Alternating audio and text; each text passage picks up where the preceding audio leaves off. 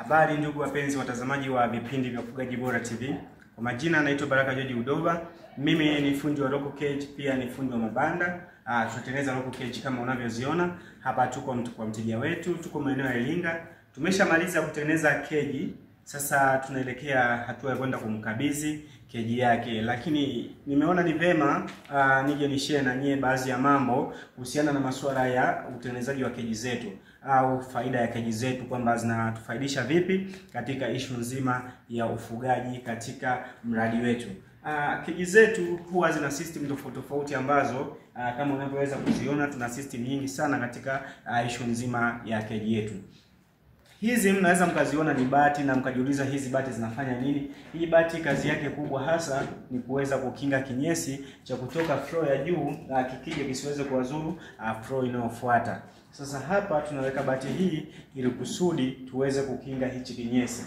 Na kitu kingine cha msingi ambacho tunakitumia hapa ni kuhusiana na hizi gata. Hizi gata zinatusaidia kwenye kumimina chakula katika mtiririko huu. Yaani hawa kuku wakiwa humu ndani watakuwa wanatumia hizi gata kula chakula.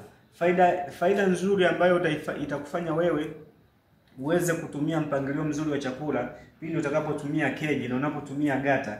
Hii gata unaweka kwa kiwango sahihi. Na chakula kikisha kuwa hapa, ndugu mtazamaji, hiki chakula kiwezi kumwagika tena. Maana yake kuku hana uwezo kuchakua hiki chakula. Kwa hiyo unaweza ukalisha kwa nafasi nzuri. Na unapotumia gata, maana yake kwamba utatumia muda mfupi sana kuweza kuwamiminia chakula hawa kuku walioko kwenye hii keji. Na issue nyingine ni kwamba keji yetu ina system mbili za chakula. Yaani kuna gata ya upande wa mbele na gata ya upande wa nyuma. Kwa maana hiyo nini? Tumeweka hivyo ili tuweze kubalance kuku waweze kula kwa nafasi nzuri. Na issue nyingine pia tuna hichi kikapu cha mayai ambacho kinaonekana hapa. Kwamba hichi kikapu kazi yake kubwa ni kwamba kinapokea mayai, kwamba hii keji imekaa mfumo wa slope. Kwa maana hiyo kwamba yai likitagwa kule na linaweza likaseleleka mpaka kufikia hapa mbele. Kwa hiyo ndugu mtazamaji, unapofikia hatua ya uvunaji wa mayai, itakuwa ni rahisi wewe kupita hapa mbele na chombo chako kuweza kuokota haya mayai. Na issue ambayo tunaweza kuisisitiza sana kuhusiana na issue ya maji. Zile nyuma zinazoonekana nyekundu, ule mfumo wa maji tunaita nipple system.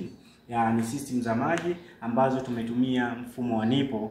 Hizi zinasaidia sana kwenye issue nzima ya ufugaji. Nafikiri tunapata changamoto nyingi sana kwa wafugaji ambao tumeshaanza kufuga kuhusiana na issue ya magonjwa. Tena magonjwa ya mlipuko ambayo yanakuwa yanasababishwa na issue ya maji, aidha maji kuwa machafu, kusababisha kuku kuhara. Hii inatokana na nini? Ni kwamba haya maji yanapatikana kwenye zile drinker zetu. Zile drinker kuna wakati mwingine zinakuwa na kinyesi au zinakuwa zina uchafu ambao unatokana aidha na maranda, kwa sababu tunazitumia chini. Aidha hata kama umeziweka juu zinaning'inia, kuna wakati kuku anahitaji kupanda tu, atapanda atanyia ile drinker na mwisho wa siku mwenzie atakunywa, hatimaye ugonjwa utaweza kusambaa katika banda lako. Sasa mimi binafsi nakushauri, kama unaweza kutumia keji kama hii, ukatumia mfumo wa maji kama ule, nafikiri itasaidia sana kupunguza magonjwa kwa asilimia kubwa katika mradi wako.